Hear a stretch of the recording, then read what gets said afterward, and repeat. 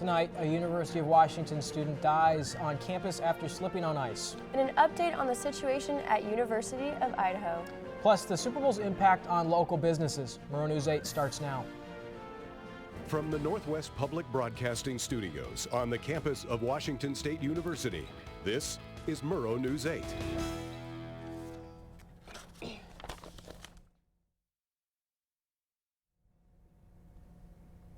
Good evening, I'm Zach Anders. And I'm Lindsay Jensen. Welcome to Murrow News 8. A 19-year-old University of Washington student has died after slipping on ice. Campus police responded to reports of a fall near Drumheller Fountain at about 10:30 a.m. this morning. The UW sophomore sustained a serious head injury from the fall. She was then taken to Harborview Medical Center where she passed away. Icy conditions in Seattle have caused delays and closures all week. Class had been canceled Monday and Tuesday due to the snow and ice. Campus had just returned to normal operations today when the female student slipped and died. Investigation into the incident is ongoing. And last night's State of the Union was the second longest in recorded history. As President Trump spoke for over 80 minutes, he called for national unity and bipartisan help in accomplishing some of his major initiatives, including a $5.7 billion border wall. Reactions around the state were mixed here. Congresswoman Kathy McMorris Rodgers applauded the speech as principles we can and must unite around, while Senator Patty Murray called the speech a big step in the wrong direction. And Governor Jay Inslee responded by stating the president should take his own advice when asking the nation to choose greatness.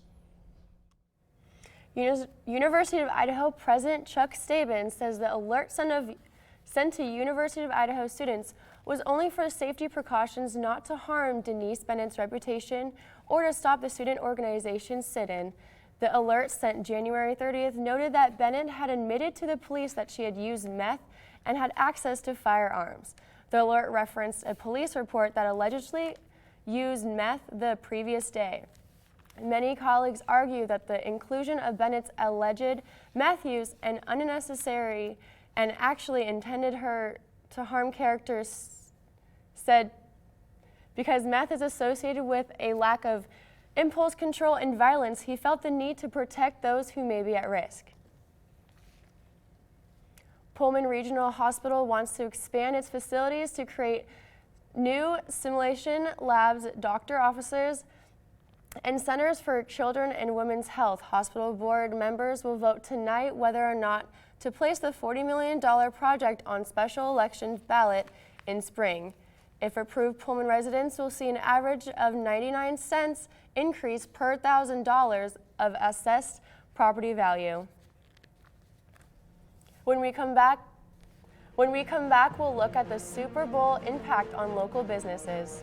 And which tribe has received a grant to improve nearby streams. When Murrow News 8 continues.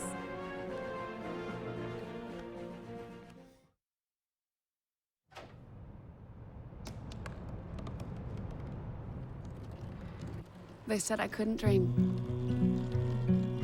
Called me a piece of trash and swore that's all I'd ever be.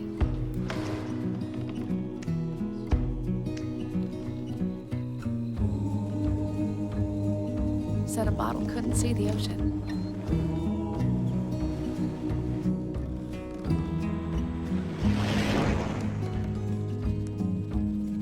Give up. Go back to the dumpster. But I didn't listen. I made my way.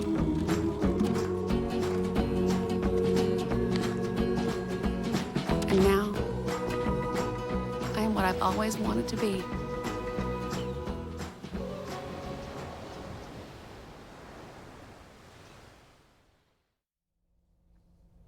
Research animals that are often euthanized may now be required to be put up for adoption instead.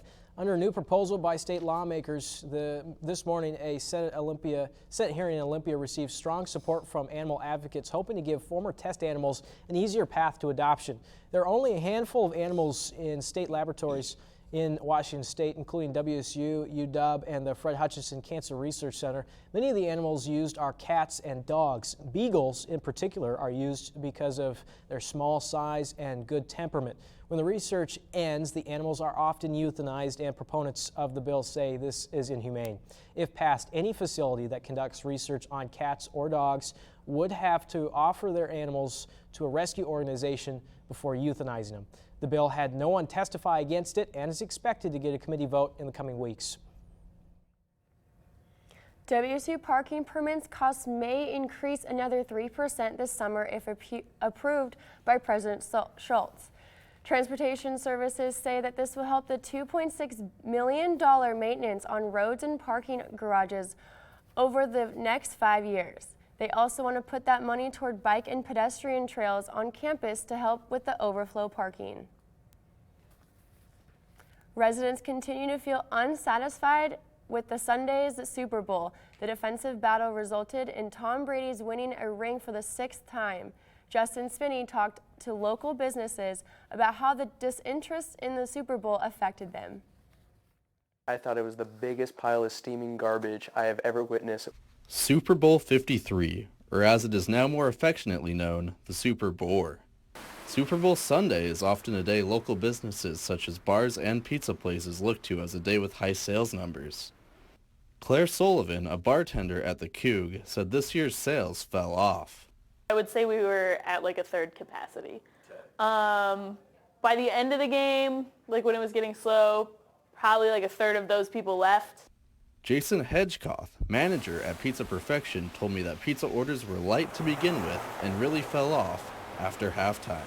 He believes the game had some effect on sales numbers as years past have been much higher. Some Super Bowl traditions include eating pizza, eating wings, or spending time with friends. This year some people started a new one, turning off the TV.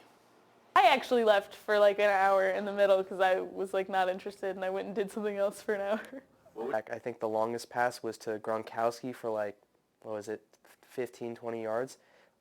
It was pathetic. Perhaps next year's teams in the Super Bowl will have more Pullman residents supporting the game and supporting local businesses. Justin Spinney, Murrow News 8. An Idaho tribe will work to restore the headwaters of the lower Lapwai Creek watershed with a $100,000 EPA grant. The Nez Perce tribe will use the funds to create 14 new acres of restored habitat along the stream. The work will also attempt to slow stream flow during times of high runoff using imitation beaver dams. The tribal response comes after the stream has seen heavy erosion in recent years on their tribal land. Up next, the next generation of Cougar quarterbacks may not get to come to Pullman after all. And a recap of the Special Olympics event last weekend. When Murrow News 8 returns.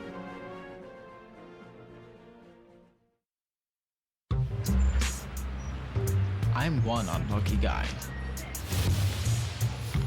The chance of being involved in a robbery is 1 in 757. The chances of being struck by lightning 1 in 750,000.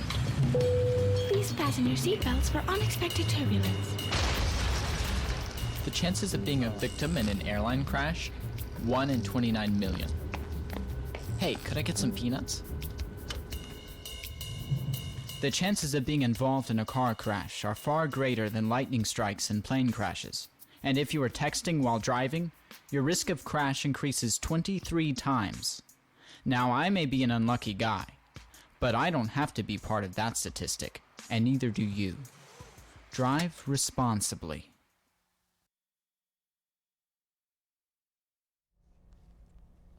Welcome back. Well, some really cold weather in the forecast all across the state. Here's Lindsay Jensen with more. Hello, Zach. Yes, today has been quite chilly. We're no longer in double digits, where the low is at 9 degrees with a high of 21 degrees. Those 24-hour miles per hour winds really make it that much colder. Tomorrow we can see that it's a little bit of an increase in weather with a low of 21 degrees and a high of 28. There's still going to be snow on the ground, so get your snow boots still out there. Nothing better than the sun still out, and we are at the state view here, so clearly at the west of the state it's a little bit warmer, and then at the east side of the state just a little bit colder. And as we look at the 5-day forecast here, we're able to see that this weekend is a little bit of snow, so if you're planning a weekend getaway, make sure you pack those snow tires and snow chains and make sure it's safe out there. Back to you, Justin, with sports. Thank you very much, Lindsay. The NCAA has denied former Eastern Washington quarterback Gage Gubrud's application for a 6th year of eligibility. Gubrud was seeking the extra year of eligibility after missing most of the 2018 season with a toe injury. The 2-time Walter Payton Award finalist committed to play at Washington State as a graduate transfer before his request was denied. Gubrud is expected to appeal the decision. This weekend, Pullman hosted the Washington Special Olympics for their East Regional Qualifier Tournament. Brady Frederick caught up with the athletes and organizers as the teams competed to go to the state championship. 2019 East Region Basketball Tournament in the great city of Pullman.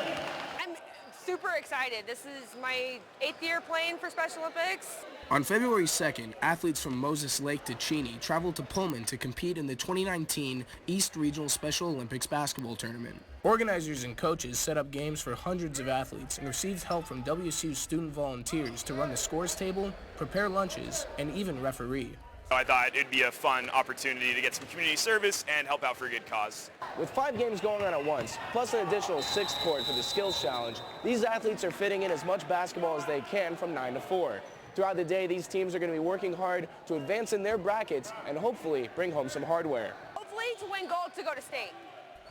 Even with the bid to the state championship in Wenatchee on the line, the coaches and organizers note the great sportsmanship shown all around.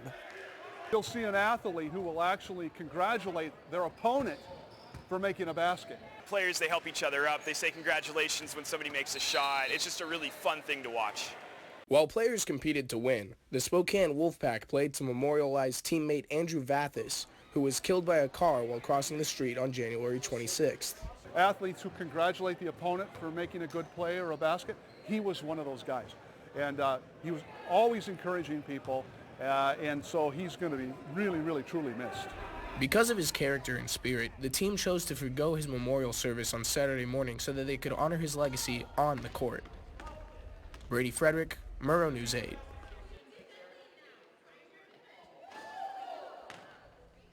Thank you very much, Brady.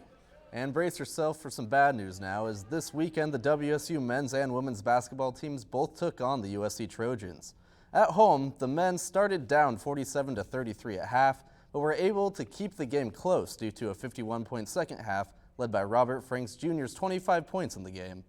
It would not be enough, though, as the Trojans would keep the lead. The final score was 93-84. The women's team traveled to Los Angeles and put up a close fight, but lost 81-73. Tomorrow, the women's team hosts number 20th Arizona State at 7, while the men's team travels to Tempe to play ASU at 5.